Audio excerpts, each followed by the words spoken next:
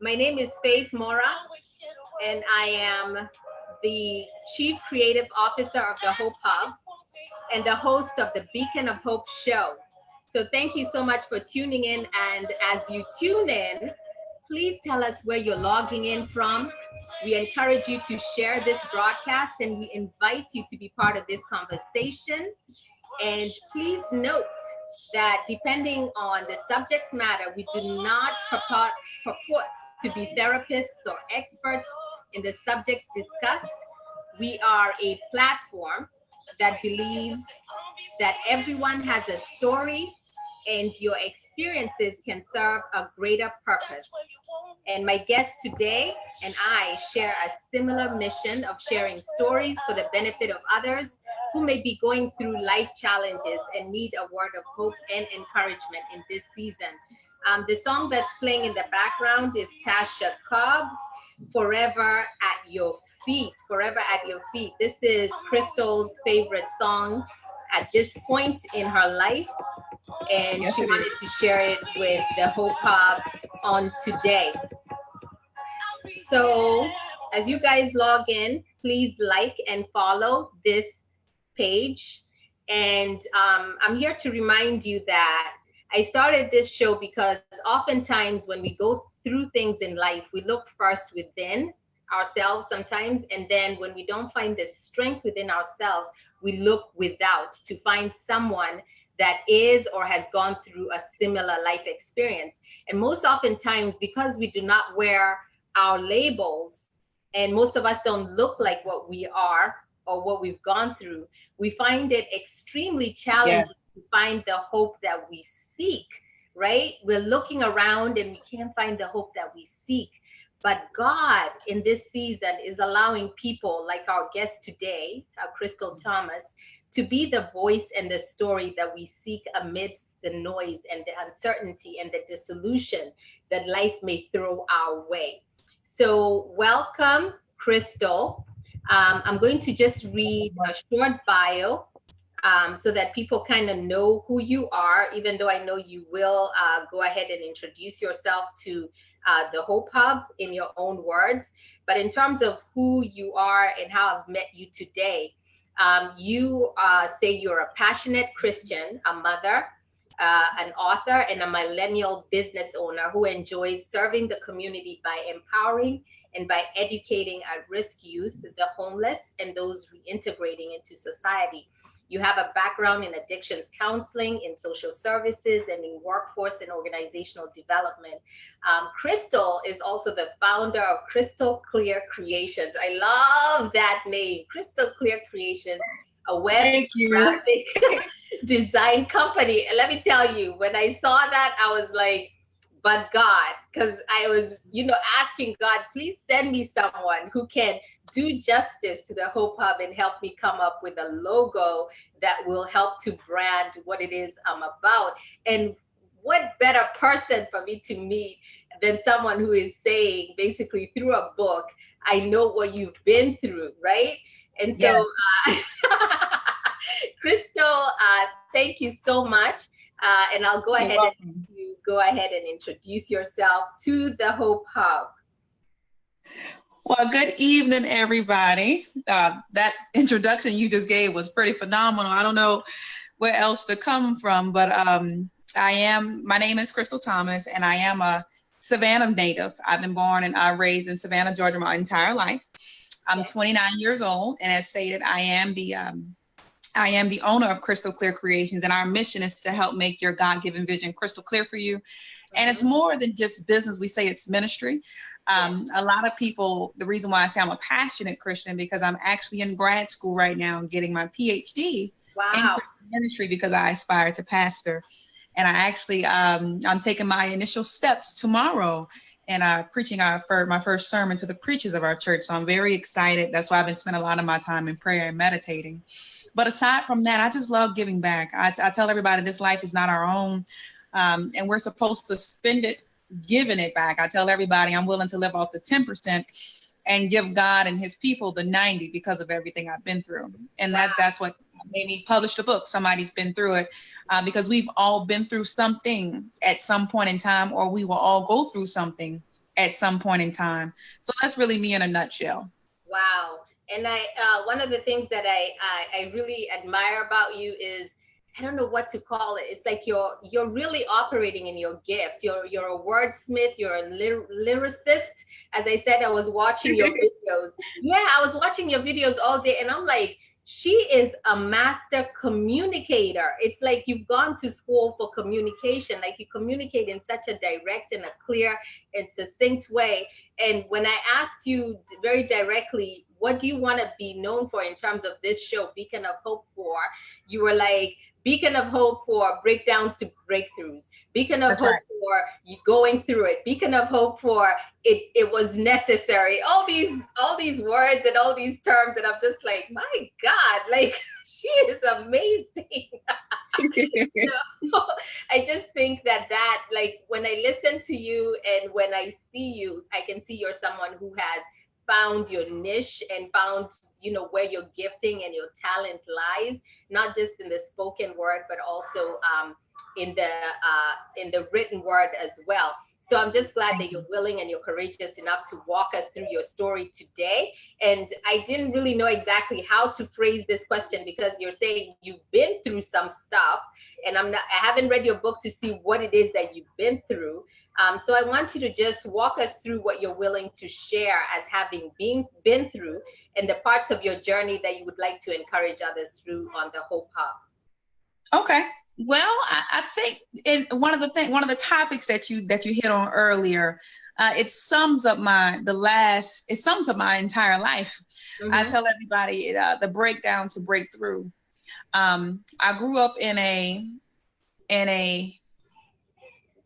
poverty-ridden household initially, and I tell everybody I was the first one to graduate from high school, first one to go off to college, Yeah. the first one to buy a house, and all of the things that we believe that in life that we're supposed to achieve, that society says that you're supposed to have. Yeah. But within that same space and in that same place, I tell everybody one of the biggest things that was hardest to succumb coming up was, for one, professionally wise, being a young African American female working in a predominantly Caucasian environment, with them not having the expectations of me being as educated. Right. But more personally and more spiritually, I tell everybody I went through the major transformations of my life within these last 4 years. I really believe, and I take that segue as my breakdown to breakthrough. I was at a point in my life to where I had the perfect career, excellent credit, the house, the cars, the marriage, and all of that. Mm-hmm. And my son was involved in an accident to where he was burned. And within the midst of that, the finances got crazy. That's the best way I can say it. And I post pictures of them all the time because it's all about the glorification of what God can do. Because if you look at my son, he is scar free, but 50% of his face was burned off at one point in time. But then in the midst of that, me and his father separated. We get along great to this very day, but we separated. We did move forward on with the divorce, because if you don't have God in it, then the enemy will get in it, and he can sever the things that God, not necessarily that God put together, but he can sever, because he comes to steal, kill, and destroy. And if you don't really stand firm on your word and what you're called to do, you can lose.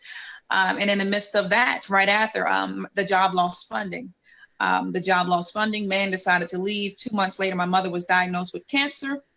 3 months later, the man decided to follow through with a divorce. 3 weeks later, my father passed away unexpectedly due to sclerosis of the liver. So I was faced with a position of having no money, having all of my credit cards maxed, being alone after being in a relationship for 10 years, and I'm only 29, so do the math. Not dealing with a terminally diagnosed illness of a loved one, and an unexpected loss of a father. And what hurt me the most about that was the simple fact that I went to school. My master's is in addictions counseling. So to have a parent succumb to the main thing that you study for so long to try to prevent, it can be burdensome.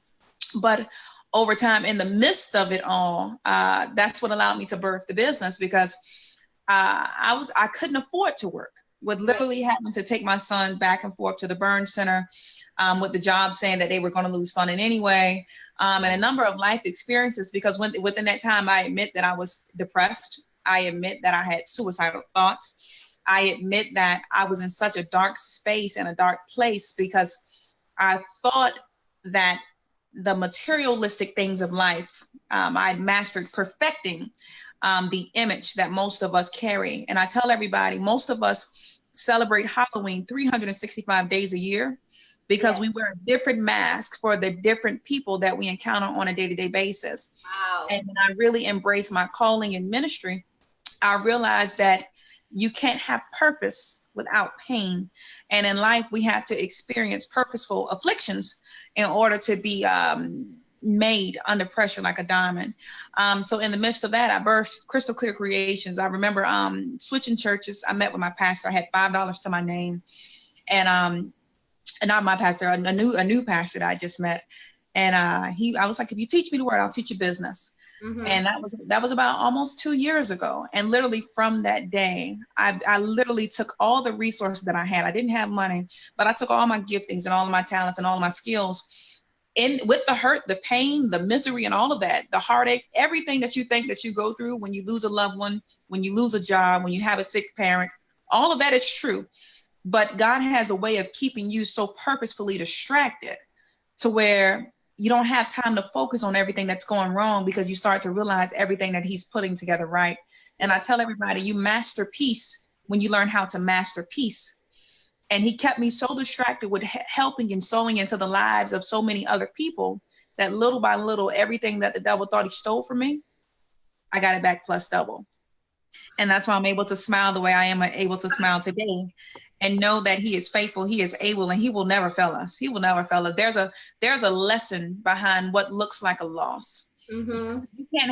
You may be the victim today, but at midnight you can have the victory. He'll turn your trials into triumphs. He'll turn your test into a testimony, and he'll turn your mess into a message. And that's what my last 4 years was about. There are an array of other things that are mentioned in the book that a lot of people question. And I tell everybody to read the book, but I wrote the book, and just like my life now, I tell everybody the darkest chapters of your past are for the brightest chapters of your neighbor's future. So everything that you're going through today is for your neighbor to have a brighter day on tomorrow. Wow. This is amazing. This is all within the last 4 years that you've gone through everything you just said. Oh no, that was the last 2.5. And so in terms of your past, do you think that some of the things that have happened to you in your past have helped you navigate the last 2.5 years, or is this all new learnings? Oh, no, it's definitely, I credit my past and my mother and the tough upbringing. You know, as a child, when your parents are a little heavy-handed, we think they're crazy. Yeah. And we see them sacrifice and we think that they're suffering, and we see them be so hard and combative on us, and we think they're just being hard and difficult. But I wouldn't be the person that I am today if it had not been for my past. Because see, your past, and which is what a lot of people run from, your past is what gives you your true strength for your future. We have one of our deacons at the church that said we're built kingdom tough, because a lot of people, they're thrown together like Toyotas. I tell everybody, you're either a Lamborghini or you're a Toyota. Only a few Lamborghinis are made per year because they're intricately made, and we are all intricately made in God's own image. But some of us are thrown together based off of living the lives of everybody else. Yeah. So my past, I wouldn't be. This strength was perfected. I never knew why I went through so much as a child. I never knew why God allowed me to see and endure and experiencing so much suffering as a teenager and a young adult. And at the same time, I never really even realized how much he was allowing me to minister to my family, to my friends, to those that I went to college with. And those hands-on life experiences, because it's nothing like hands-on training. Mm-hmm. Anybody can say that they can do something, but when you've lived it, when you've walked it, when it comes back around, because life and all of its problems, it comes back around. The enemy has no new tricks. Mm-hmm. And when it comes back around for you, you know how to survive it the next time. Or it repeats itself. All of life's problems repeats itself until you learn the lesson. So no, I wouldn't give myself the credit. Within these last 2.5 years, I would say the additional strength is being grounded in the word and changing my people, places, and things. Because if you're surrounded by negativity, they breathe negativity, your atmosphere will always be negative. And you will never think that you can come out of that pit that seems like it's too deep for you to come out of. So. What Yeah. has been the role of people in your life? Because what happens when you're the person who encourages people and ministers to people, and yet you're the one that's going through? Do you shut down? Do you, shut people out of your life? Because people gonna have problems always, and they'll be coming to you. So, what do you do to kind of protect yourself from other people and nurture yourself? Self care. And that's a lesson, if I was completely honest, that I really learned within these last 8 to 12 months, because I got it wrong. I wanted to be everybody, everything to everybody, but nothing to myself. Wow. And I burnt myself out mentally, spiritually, emotionally, physically. Oh my God. But what really helped me get it together is that I have a pastor that does not bend. Oh my God. I thought that man was crazy. I was like, you got to be crazy. And he would not bend. And sometimes you need somebody that's going to keep it real with you. You Mm-hmm. need somebody that can see yourself past yourself so you can really see you. But outside of that, sometimes you gotta you've grown and you've matured when you've mastered the ability to say no without an explanation, Mm. because you have to be able to turn your phone off. You have to be able to say, I'm not available. You have to be able to say, this can wait until tomorrow. And I was the person that literally, they still inbox me now, 1 o'clock in the morning, 3 o'clock in the morning, 5 o'clock in the morning, 12 o'clock at night. Somebody just got through messaging me a few minutes ago.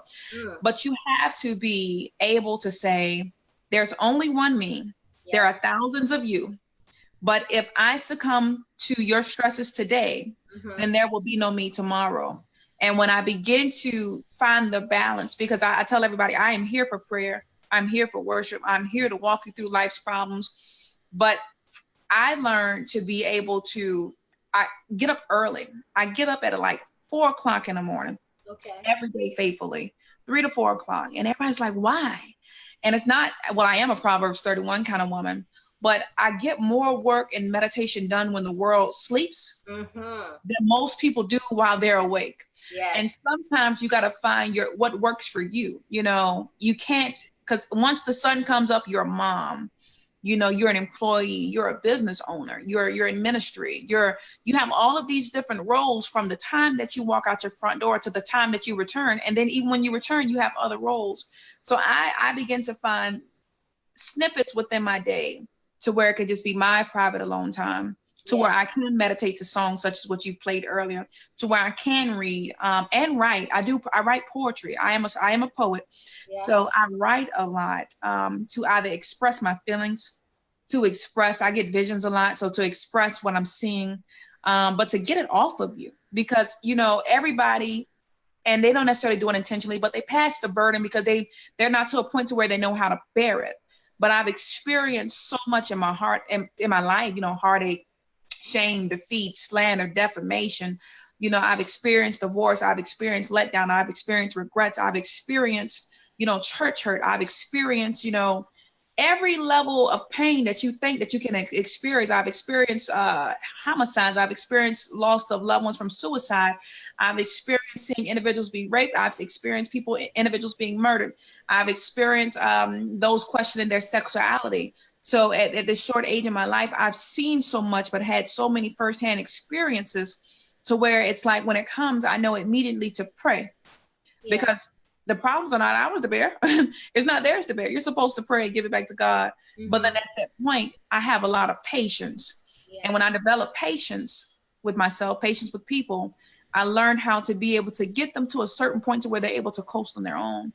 And then that allows me to be able to breathe again, if that Mm-hmm. makes sense. But I take a few hours of the day just for myself at the very beginning of the day, at the wee hours, and very, very late. I try not to get on my messenger because a lot of people like to inbox me when they see my light on.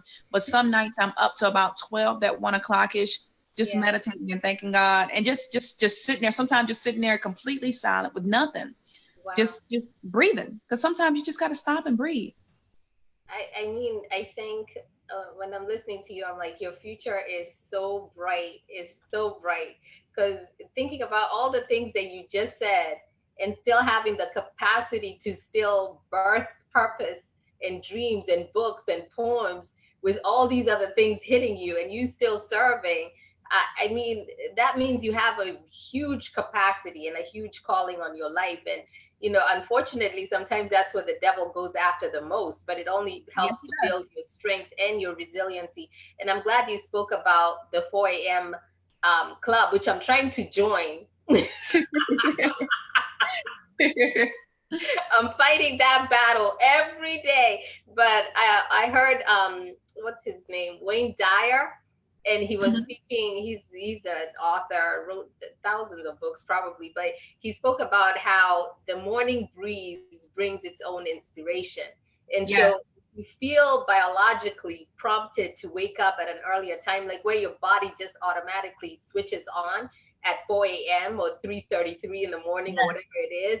That's when you need to wake up, because that's when your angels come in, when inspiration comes in, and you're able to write and really, receive from God, pray, worship, and get what it is that you need to send out into the world. So those hours are yes, so critical. And I'm so glad you spoke about the fact that you realize that self-care is so important, because especially for people who've been victims of different traumas in their lives.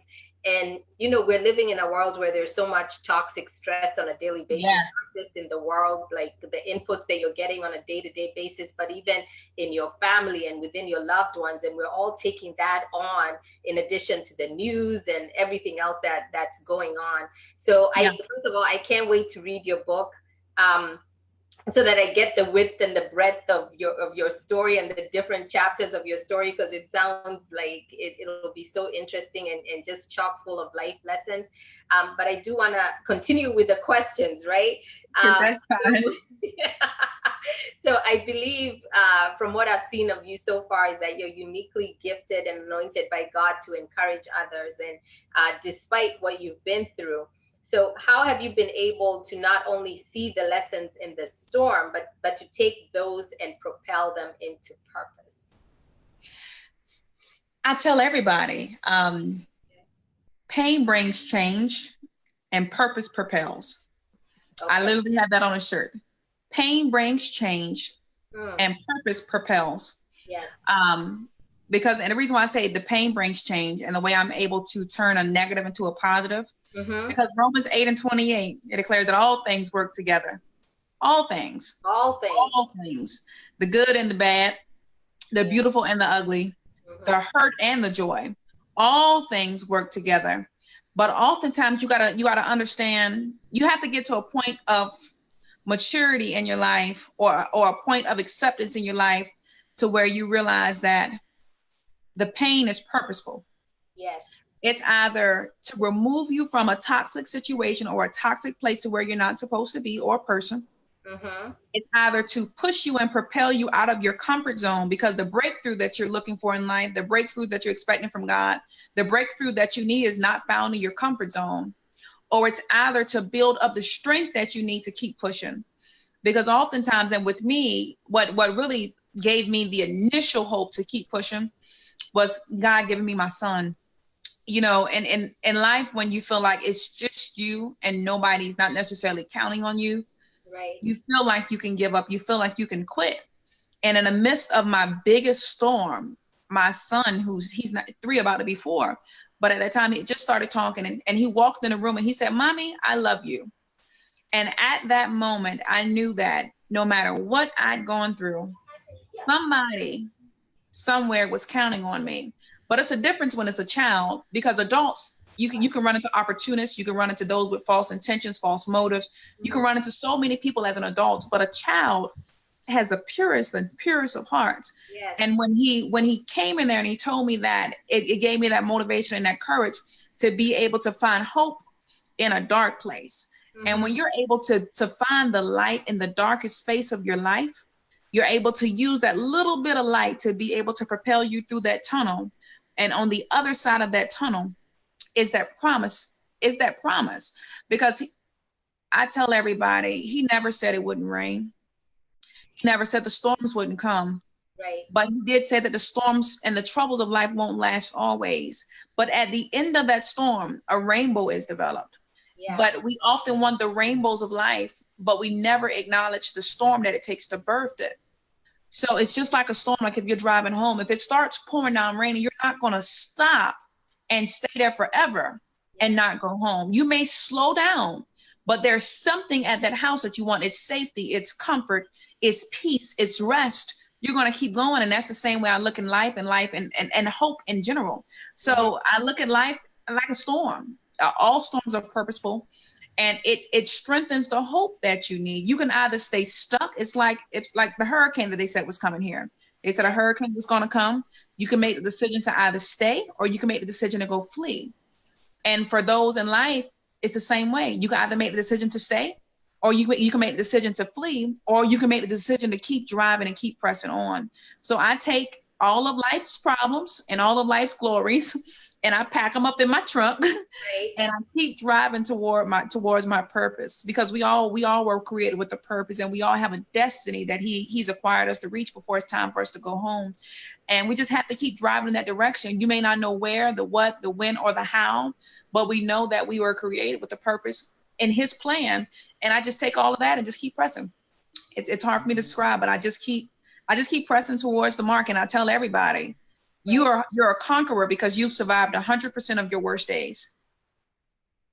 Yeah. And that's something that nobody can refute. No matter what you've gone through, no matter where you've been, you can have hope in knowing that all is well, because you've already survived 100% of your worst days. That one thing that was meant to take you out, God will use to take you up. Wow.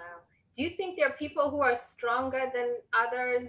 Because, I find people who, when something happens, like you had hit after hit after hit. I didn't even know your son was that young when that happened. But yeah. You find people who get stuck somewhere, and they're, I don't want to say wallowing in their circumstances, but it's like they're immobilized, they're paralyzed. What do you think happens? Why is it that there's some who are able to get up and propel into purpose, and others who just they give up? With me, and I will admit initially, because I've had seasons of being stuck, seasons of stagnation. Right. But it's about who you're connected to. Stuck people want to see people stay stuck. Stagnated people want to see people stay stagnated. And misery loves company. Preach. So oftentimes it's who you're around that determines how high you're going to go. Wow. Because I tell everybody, talk to winners, and their conversations are different. Mm-hmm. So if you're a miserable person talking to a miserable person, then the results are going to be miserable results. Yeah. But if you're a purposeful person talking to a miserable person, and you're going to instill some level of hope, because they can see, I tell everybody, your life is the best sermon that you can ever live. Your life is the best sermon that you can ever preach. Yes. So sometimes it's the people around you. When you see somebody make it out of that same situation that you've been through, then you can have hope. So with me, even with people I work with now, they're like, man, I'm dying. I'm going through this, I'm going through that. And I never knock anybody for the Goliath that's in their life, because what they survived, somebody else could have already committed suicide to. Wow. So I never downplay what somebody's going through, because they can be one bullet away from suicide. That's why so many people now are jumping or blowing their brains out, because people aren't taking the time to listen.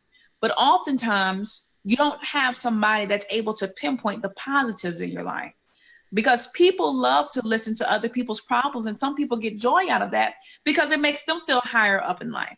Yes. Some people call you when you're going through a storm just to have something to talk about. You have to be mindful of the people that you're connected to. You can have 5,000 Facebook friends and 4 true supporters, because sometimes you're only friends with spectators, instigators, and speculators, and vision depreciators. So sometimes you got to know who you're connected to, because if you're stagnated, you may be connected to the wrong person.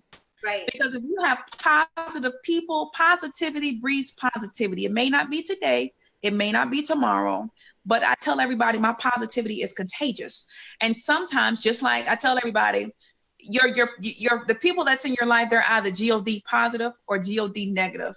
And you won't know until your faith is tested. And there's some people that's been around you, that's been infecting you for so long. So sometimes you can't see your way out, because the people around you, they could never have saw them ways out, and you're letting blind people proofread your vision. So you can't come out with people that can't see themselves out. It's like blind leading the blind. 2 blind people can't talk themselves out of a cardboard box. So sometimes, and with me, it was the people that I was around. Yes. I was around opportunists. I was around negative Nancy's. I was around naysayers. I was around haters. I was around vision and life depreciators. I was around those that just wanted to have the you say, I say, he say, she say conversation. Yes. And when sometimes God will take you out, and sometimes you just need to be isolated. Sometimes people can't heal when they're always picking at the same wounds. The wound will never heal. No. And sometimes you never take the time to slow down and find the source and the root problem of your issue. And therefore, you'll always feel weak. It's like you go to the doctor tells you that a certain part of your body or your leg or something is infected. They say in order to save your life, we have to amputate this part of your leg off. And it's sad that a lot of us are willing to amputate the leg off in order to save our life, but we won't amputate the people out of our life that's killing our vision, that's killing our self-esteem, that's killing our purpose, that's killing our hope. There's the people that you're connected to determine the altitude of your life. And I believe that's why so many people are stuck in that same place, because it's like it's either a learned behavior within the family's generational cycles and generational curses. Daddy did it, mama did it, so I'm going to do it too. And that's all you know. But when you surround yourself in a different environment, that worked for me. When you surround yourself with those that don't know you, because sometimes a stranger will support you more than your own family could have ever could, than the people in your that went to school with you ever could, than your church members ever could. Sometimes it's that person that don't know you that have the purest intentions, because those that know you can't accept who you are now because they remember who you were back then. Mm-hmm. And they'll always remind you, because I tell everybody, God calls us by our name, but the enemy calls us by our sin. And sometimes the people that you're connected to from way back when, they're always reminded of who you were, and they're keeping you stuck in your past, and therefore you'll never marry your future. Wow. Girl, I feel like I should have had a notebook and a pen. I don't even know what to say. I'm like, is this how you talk all the time? No wonder people be calling you and hitting you inbox all the time. I'm gonna be one of those people. You're like, oh, here she go again. Here go Faith on the Hope Hub trying to ask me all this. I'm here. I'll tell everybody, I'm only one phone call away. You're amazing. You're amazing. So, okay, let me ask the next question.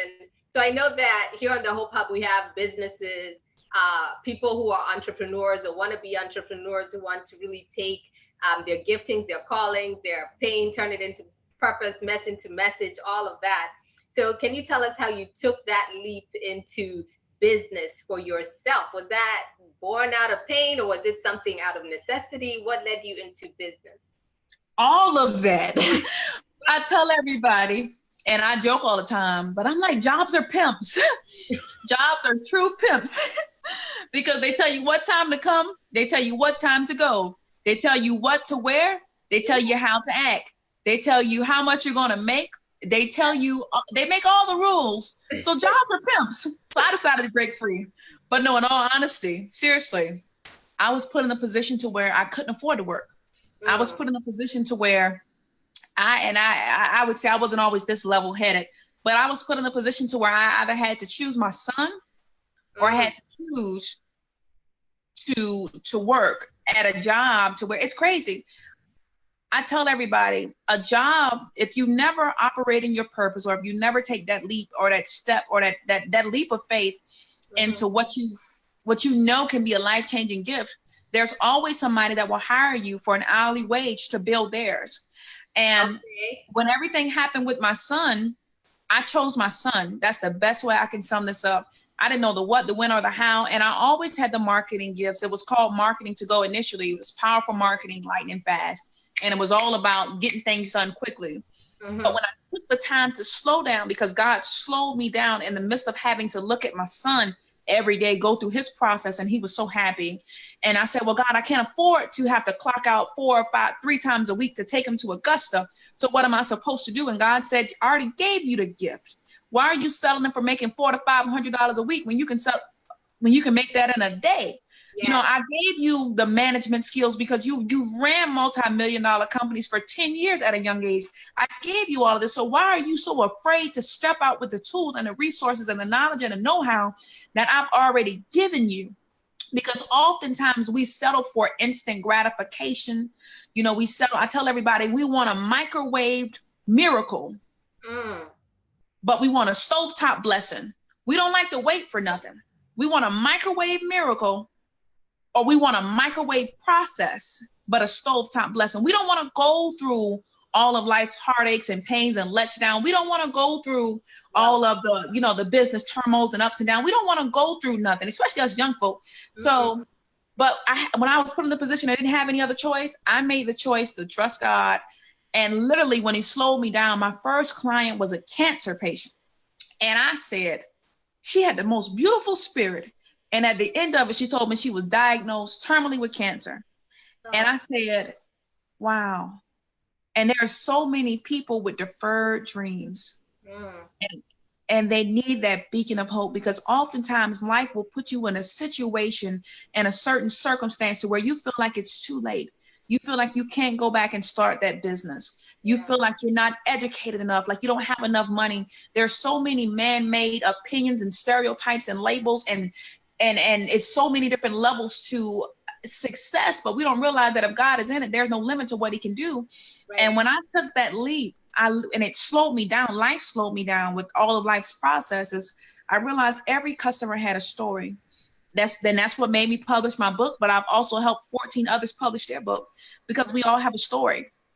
Every day is a new page, and every year is a new chapter. Some are filled with joy, some are filled with pain, some are filled with celebrations, or some are filled with defeat. But the beauty of it is if you wake up another day, you have another page to continue to write your story. But back to the business, oftentimes we feel like we're not good enough. We feel like we're not worthy. We feel like we're unqualified. We feel like we're not educated enough. And that's what pushed me to birth Crystal Clear, because it's like, you know, when you're African-American female and you're young and, you know, they see the neighborhood and everything that you grew up in, and they check your background and everything else that man wants to look up on you. They feel like you're not qualified based off of man-made stipulations. And when you push through those glass barriers and those ceilings, you're supposed to go back and help somebody else break through. And that's what made me birth Crystal Clear. And our mission, and I tell everybody, is to help make your God-given vision crystal clear for you, because it's that thing that you're giving away for free. Maybe it's conversation, maybe it's your grandmother's recipe. It's that thing that you're giving away for free, that if you put a label on it and a logo on it and and put a price on it, somebody will pay you for it. And that one thing that you're afraid to step out in because you don't have enough hope to do so can change the generation in your family. Wow. It can break that generational curse of poverty, because oftentimes our generations repeat itself because nobody introduces anything new. And my goal for everybody is to introduce something new, a new perspective, a new way of thinking, a new beacon of light and hope, just so you can say, hey, you know what? Everybody said I can't, but one person, they may be across the United States, but one person said I can. And they have proof that I can because they did it too. They did it too. So your answer to that is basically people have to have trust. They have to trust in God, but they also have to trust in what God has put in them. So in terms of their gift, their strength, their skills, it's in you already. If you have that desire to take that leap into business, it's there for a reason, and God will give you what it is that you need in order for you to deploy and do what it is that you need to do in the marketplace. So I know you're a faith-based business. Are there certain challenges that come with that, or that's not something that you face in your line of work? To be honest, I have never really faced a challenge. The biggest challenge is the door that it opens on the other side. Okay. It's because it starts off as, hey, I need a logo. Hey, I need a flyer. Hey, I need a website. And then it ends in an hour or two of prayer and meditation. I'll be like, Lord, and then they open up. But oftentimes, and that brings it back, sometimes, you're not following through with your dreams because you're carrying or bearing vision blockers. Oftentimes, and that's one of the biggest things in business that I've learned with being a faith-based business. There are so many people that call me on a regular basis because I love working with entrepreneurs. I love working with those that don't know. I love seeing their vision come together, Right. and then having them call me and say, hey, would you believe I paid off all my debt? I love that. But the biggest challenge I get is how it transitioned from, I tell everybody, I'm not in business, I'm in ministry, but to see how many people are really enduring so much that look just like us, but never say anything because nobody gives them the opportunity to do so. Okay, can you expound on that? And the reason why I say that, the reason why I say with them not being given the opportunity, because I never realized until my first client with Crystal Clear that oftentimes we listen to respond. Like, say if you say, hey, Crystal, I want a logo for the Hope Hub. I say, hey, I can make it for you. What are your colors? You say green, purple, and yellow. I say, great. But sometimes we don't ask that question, what made you start it? And I tell everybody, your business or your ministry that you're creating or that you're birthing, it came from a dark place. Mm-hmm. Like oftentimes we become advocates for domestic violence, and you see so many people that's motivational speakers, and we see advocacy. We see all of these different things, just like you started the Hope Hub. Mm-hmm. But sometimes we don't take enough time to stop and say, why are you doing this? The same way you asked me, why did I start Crystal Clear? Yes. And in business, sometimes people are just out to make $1. They send you an invoice. Most of the time, they don't even talk to you on the phone. Because we got Cash App now, we have PayPal now, we have all of these ways that's destroying face-to-face communication. And you never know what that person on the other end of that phone or on the other end of your messenger is going through. Yeah. So when I made it my business to really speak to everybody that I communicate with, I'm like, whoa, it opened up an entire avenue, because now instead of saying you can ask one question and one question leads to an entire, it's not even a logo no more. Now she wants to write a book because when she was 16, she was molested and she never told anybody. I have been through that so much, but oftentimes we're so busy that we don't take the time to really see the pain that someone is carrying in their voice, because your voice carries pain and your face carries pain. But oftentimes most business owners, they're so quick to just get another invoice to where they can't hear the pain in the person's voice on the other end of the phone. Wow. No, I can totally see, because I've gone to your website and I've looked at your logos, the ones you've created, and I was like, I can tell that you know more about that person, that there's an energy behind that logo, and your creativity and how you put it together was not just a graphic piece or whatever. You can tell you really know what that person was intending to get, or the feeling out of that logo. So yeah, you're gonna do my logo. I was like, send it over. You said colors. I'm gonna tell you my colors. Anyway, let me see who's watching. We have Agi, Ty, Pamela, Denise, Rashonda Pratt, Tamara. Thank you, Tamara, for sharing it on other pages. Latonia Wiggins, that's awesome. Clarice, thank you, Clarice, for watching. Do y'all have any questions for our guests? Hi, Jane. Jane is also a beacon of hope. She's an amazing woman of God. Yes, Jane, you need a logo, she got you. Bishop Paul Kilu, Anne Refu, if I haven't mentioned your names, Daphne Theodore, thank you, Stephen. Please share, because this woman has so much knowledge and so much wisdom. So we've talked about the business aspect. Talk to me about authorship and writing. We've already mentioned your book. Somebody's been through it. I didn't know it was me. I love that title, first of all. Yeah. And I know it talks about your story. So when did you discover the gift of writing, and how do you continue to nurture that? Oh man, I've been writing as long as I could pick up a pen. Okay. But seriously, I grew up in not necessarily, I don't want to say broken home, but scattered with siblings. And we couldn't afford to find our necessities of life, but we always had paper and a pen. Okay. So I learned how to write and I learned how to draw and paint. Mm-hmm. But since the early age of 14, because I was in a dark space as a teenager, I began to write. Literally, I tell everybody, I began to pour my pain through my pen. At 16, I was suicidal. I even mentioned that in the book. And most people wouldn't have known that, because I was the perfect child from what they would see on the outside, but I was so broken on the inside. And instead of giving up, so many people looked up to me, to where I began to write about this in a book. Fast forwarding to this book, I wanted to tell the truth. sometimes you're carrying so much pain and you don't know how to voice it because you don't know how it may be perceived. You don't know how someone may take it. You don't know if you're messing up a family generation. You don't know if your opinion truly matters. But Mm-hmm. sometimes you deserve to write your story to know that you've made it. Because if you can write your story and read it, you've already made it. So What? I wrote the book to say I made it through the Yeah. dark chapters, and I plan to write another one of my best days. So when somebody's been through it, I tell everybody it's a book for everybody, and I tell everybody to write their book Yes. because everybody, especially women, they have a story to tell. Whether it's about their children, whether it's about, we're more likely to be rape victims, we're more likely to be victims of domestic violence.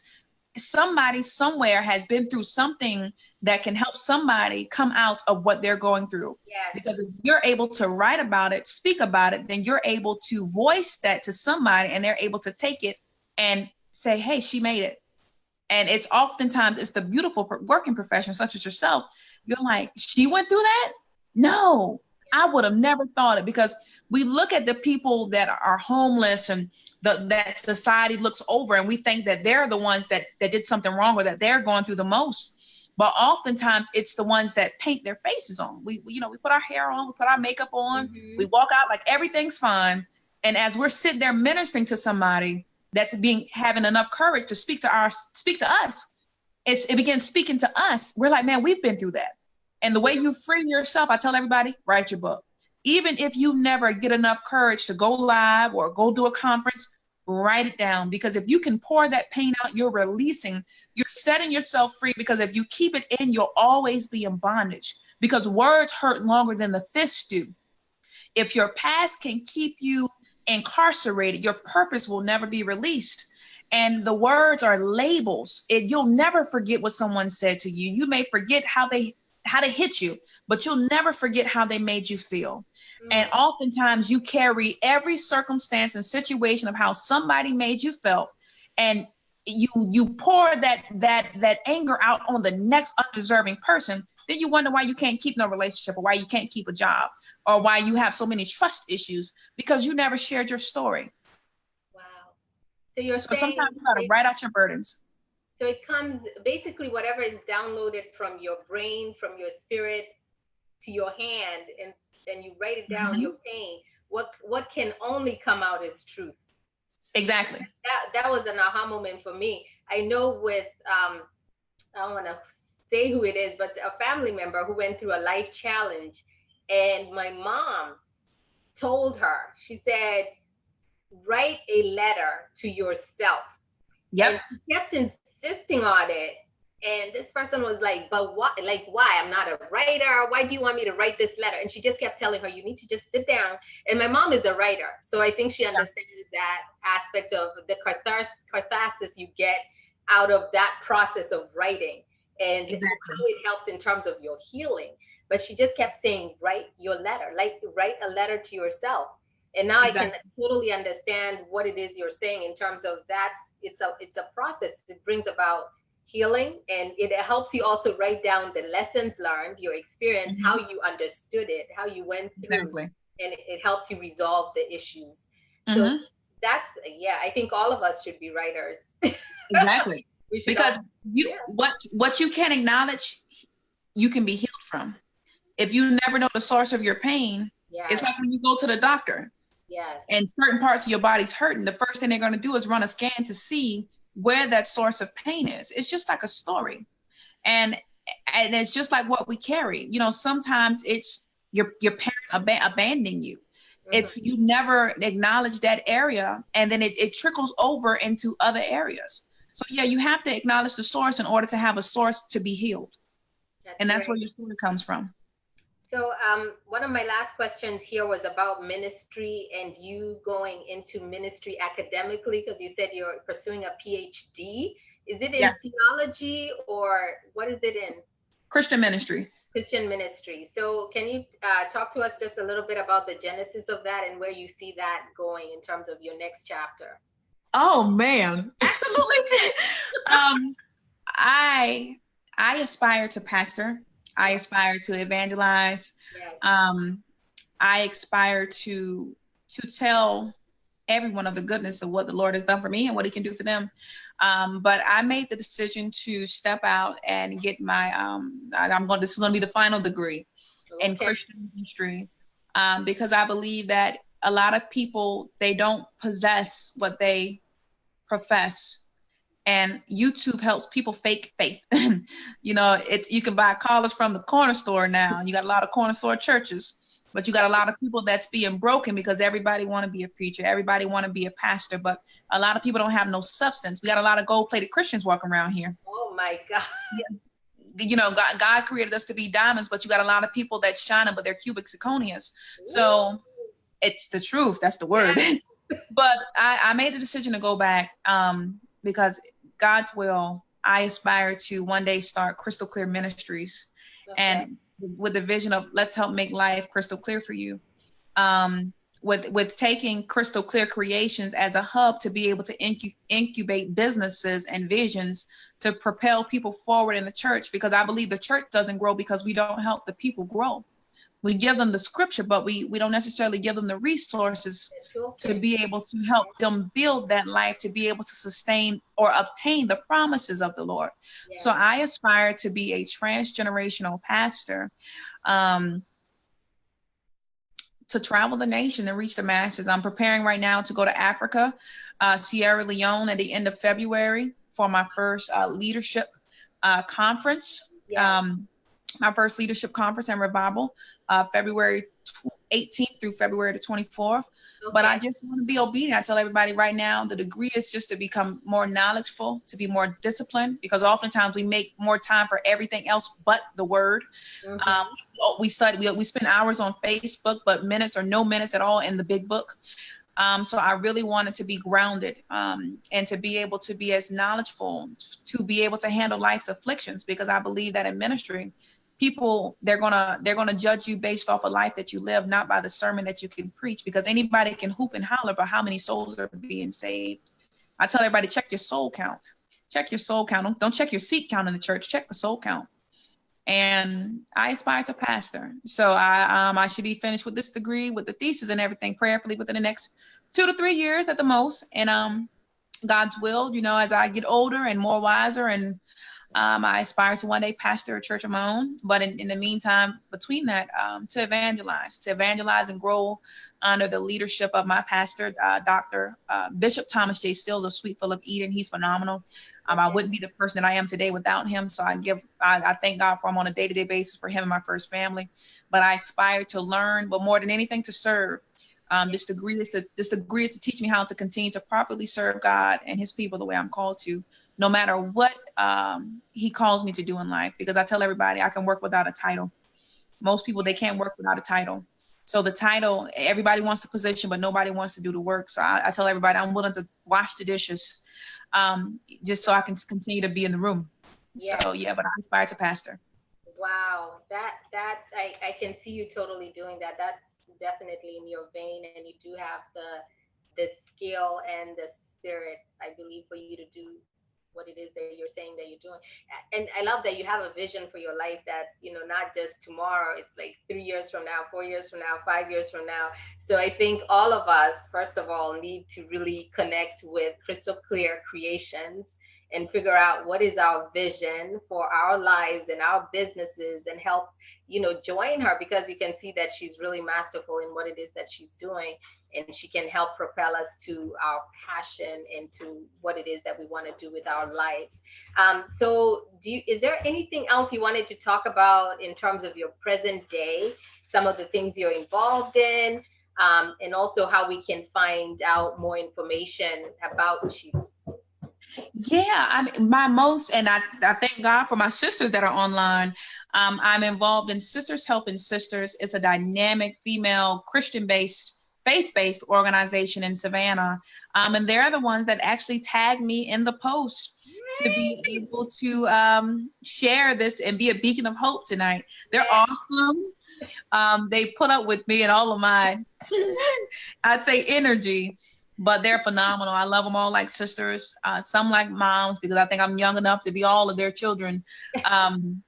but they're awesome. They're just What is the awesome. Since my mission? life has changed since I've been a part of that organization, because they're my beacon of hope. I mean, to learn of their stories and to see what they pressed through and to continue to give back. When you can give back in spite of the suffering, the pain, the heartache, in Yeah. spite of what you've been through, when you can unselfishly continue to share, it shows us younger folks, because oftentimes us younger Yeah. women need to be humble enough to know that we can learn from the woman that did before us. I'm also involved in Fathers Mentoring Sons, and that was founded by my pastor. And we work with at-risk youth. We have a mentoring session tomorrow, and our goal is to combat the recidivism of crime by filling in the absenteeism of fatherhood. Um, and I believe I serve on an array of different boards, but it's all about giving back. I tell everybody it's our life isn't ours, our money isn't ours. None of this is ours. We're supposed to share it. And with me, to be short, outside of web design and graphic design, I Mm-hmm. tell everybody I'm a listening ear. A lot of people, I don't want them to see the profession. I tell everybody, let's see less of me and more of the God that's in me, and Mm-hmm. see how we can work together to share the joy that I have, because this joy that I have, the world didn't give it to me, the world can't take it away. No. So, but to find me, you can connect with me at crystalclearcreations.us, or call me directly on my cell. My cell number is 912-508-7227. What? Those numbers aren't even mine. No, you I say, didn't. call me. No, you didn't. Yes, I did. Shout out those 10 digits. But or I'm online, but I think I've reached my friend cap on my personal Facebook page. You're Oh, welcome to follow me yes. at Crystal P. Thomas. But I have so many. I'm at the 5,000, but I'm in the process of starting a public, I guess, a public figure page. Fan But page. yeah, fan page, because I just can't accept no more friends. But we can follow on Yeah. Facebook. No, and I think, yeah, what I'll do is I'll make sure that I put a link to your fan page here so people know where to find you, and also your website as well, for those of the Awesome. people who are looking for crystal clear creations for their logos and their website. I started a website and I gave up. So, girl, you're Oh, going to we have can to finish help that. me. You We can finish. I was trying to bootstrap it. You know how that goes. Oh, yeah, I know. I've been there, done that. I was trying to do it by myself. But anyway, okay. So thank you so much. Thank you so much, Oh no, thank Crystal, you. for doing this, for answering the call when your sisters tagged you on my post. I just kind of put it out there and I say, you know what? God will lead the right people to the Hope Hub and the right contributors, people who want to participate.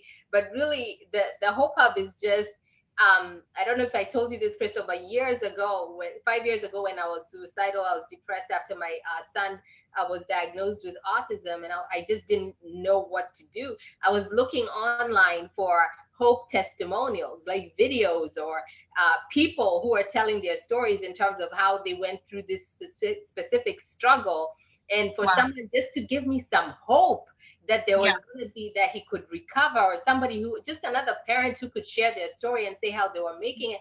I couldn't find anything. I couldn't Wow. find anything out there. And of course, that was 5 years ago. So now maybe there's proliferation of things out there. But that was the reason why I started the Hope Hub, was just a space where people in search for hope. And I didn't want it to just be autism. I wanted to be someone who's going through DV, someone who's going through anything in their lives. They can find Crystal, who is a beacon of hope for deferred dreams. They can find someone else who is a beacon of hope for like Jane Wangi, who is a survivor after a gunshot incident Wow. that left her paralyzed. So all these people, it's not that necessarily that we've all arrived and we are recovered or whatever. Some of us are still going through it, but it helps to know that there are other Yeah. people who are out there who are not afraid to take off their mask, and who are That's not right. afraid to speak the truth and be who they are and really show themselves authentically, not just the way we see social media nowadays, where it's all perfect and everybody's glamorous and everything's wonderful. No, all of us Exactly. are going through struggles, but sometimes when you're going through it, it's difficult to find that person or that platform or someone who can say it's gonna be all right. There is hope. There is hope. And the God, and for Exactly. me, being a Christian, hope is the Lord Jesus Christ. It's not me, it's who is in me and who stands behind me. That's the beacon of hope, really, is the true beacon of hope. That is, you're standing in that shadow, Crystal. I'm standing in that shadow where we're just telling people, come on over. And Yes, the light, God is the one that is the true beacon of hope for all of us. None of us can solve each other's issues. We're all all we can do is help others navigate the circumstances and the challenges of life. So I'm going to exactly. end with a quote in closing. And this is a quote from Barack Obama, who is my brother from another mother. We're both from Kenya. Oh, he's awesome. So the quote says, it says, hope is not blind optimism. It's not ignoring the enormity of the task ahead or the roadblocks that stand in our path. It's not sitting on the sidelines or shirking from a fight. Hope is that thing inside us that insists, despite all evidence to the contrary, that something better awaits us if we have the courage to reach for it and to work for it and to fight for it. Hope is the belief that Yes, destiny will not be written for us, but by us, by the women and the men who are not content to settle for the world as it is, who have the courage to remake the world as it should be. So to yes, me, when I look at you, Crystal, I see a person who believes in hope that is not blind optimism, someone who is believing in hope that is woke, right? The word yes. nowadays is That's the word. woke. Be woke. So not blind, hope that does not sit on the sidelines or sharks from a fight, hope that inspires, hope that equips others and mobilizes others to action, and hope that changes the world. So I just pray that God continue to increase you and continue to bless you. I know you have dreams to be a massive entrepreneur, a millionaire, and I know God is going to bring that to fruition in order for you to serve your bigger purpose and to be the light that you say you are. And I know that you are a beacon of hope for many, and your influence will continue to surpass this day and this platform. So God bless you, and thank Thank you you. so much. Thank you. And I receive it. Thank you so much. You're welcome. You're welcome. God bless. Bye. Bye-bye. All right. Thank you, people. And I'll see you on the other side.